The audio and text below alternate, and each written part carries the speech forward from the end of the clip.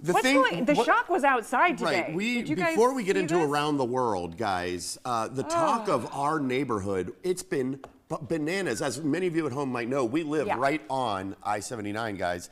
And apparently... No, the studio. Oh, yeah. We do live here. We live here, basically.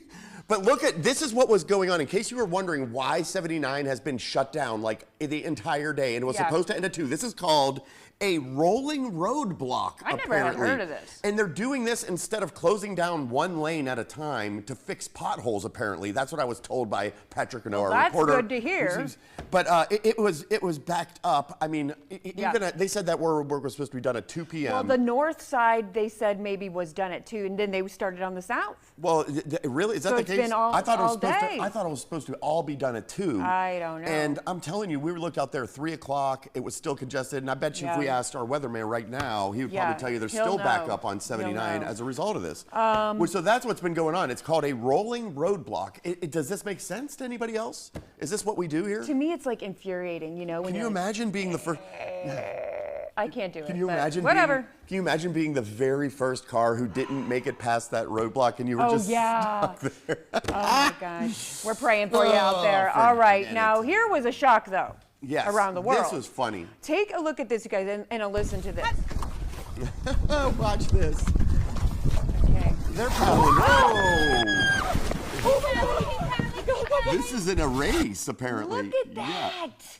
Oh my goodness, it's during a race, and they were startled by a sea lion, and unfortunately, there were only 6 spots in the canoe, so they didn't let him in. That's an out-trigger canoe team, which I had never heard of. They were in the middle of a race, but they took it in stride. They didn't blink. No, but, I sure did. But I kind of felt bad for that sea lion when I was watching him, because I felt like he saw that and thought it was one of those like kind of rocks that he could get up on, and he's like, oh my gosh, finally, he was probably so tired from swimming, and he jumped up there, and then he saw all those people and was like, oh, I'm out of here. I don't know. But there you go. There was your shock for the week. Well, this is another shock. Oh no. Yeah, guys, did you happen to catch this? Blue Origin's New Glenn mission rocket exploded last night, guys, while it was being fueled at Cape Canaveral Space Force Station in Florida, guys. Yeah, explosion happened at 9 p.m. Look at that. The rocket was being prepared for the 4th New Glenn mission that was expected to launch as soon as June 4th, and there are currently no new updates on the timing of this mission as far as when we've gotten this information.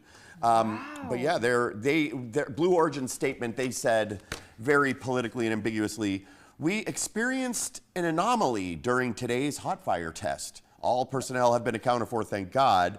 We will provide updates as we learn more. That was a hot fire test. I mean, I'll say that. I mean, geez, thank God nobody was hurt, though. Oh, okay. But isn't that wild to see? Well, it always takes me back to the Challenger and all those things when I see things like that. Anytime you see something like that, it does remind you of things. But thank God it was unmanned. But it really boggles your mind. You don't realize how much fuel is in those things and how crazy it burns. And that fireball, you could probably see that from a state away, I bet. Yeah. I mean, wow. I don't know. Well, I have a story about something that can fly in a certain kind of way. No fire needed. Scientists are saying, you guys, pigeons may literally follow their gut instincts using iron-rich cells in their livers to navigate when the skies are cloudy. That's interesting. So there's a literal physical reason. Yes. It's not just this weird intuition that they have in their brains. Yes, this study says that the birds use special cells in their livers as an internal compass when the sky's overcast. What they did is they tested trained pigeons under sunny and then cloudy conditions. Birds with the iron-rich cells successfully completed their routes either way. Okay, whether it was cloudy or not. And then the ones the iron levels that were temporarily depleted became disoriented, couldn't tell where they were going. Isn't that fascinating? They're trusting their gut.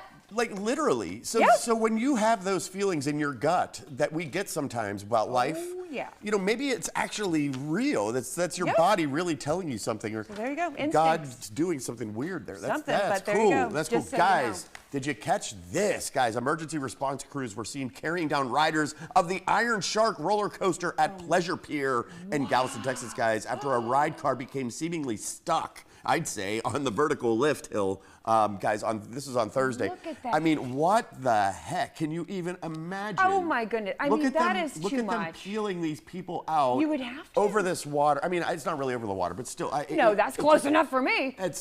Can you just imagine? And here's the thing, is they couldn't take them all out at once. Oh, you know come what I on. mean? They had to go up there and take one down at a time, I think. It says they were 8 Houston STEM students on their senior trip.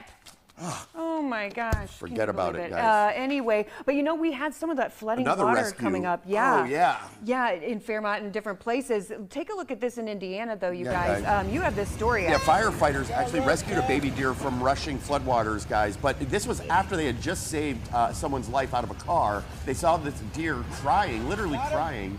And then they risked life and limb, throw that lasso in the water. Look at these guys And like go. brave men that they are, pull this beautiful animal out of the water. Like they said, that's Captain Joe Sinclair that went into the rushing water. I mean, after they heard that baby deer crying, while they just happened to be there because of saving a human's life. Yes. Oh my gosh, you saw How the little cool deer there. is that? Wow, that's a double save. That's a double save. But Jacob, we don't have to worry about any rushing waters this weekend, right? Please tell us. Yeah, that's true. We don't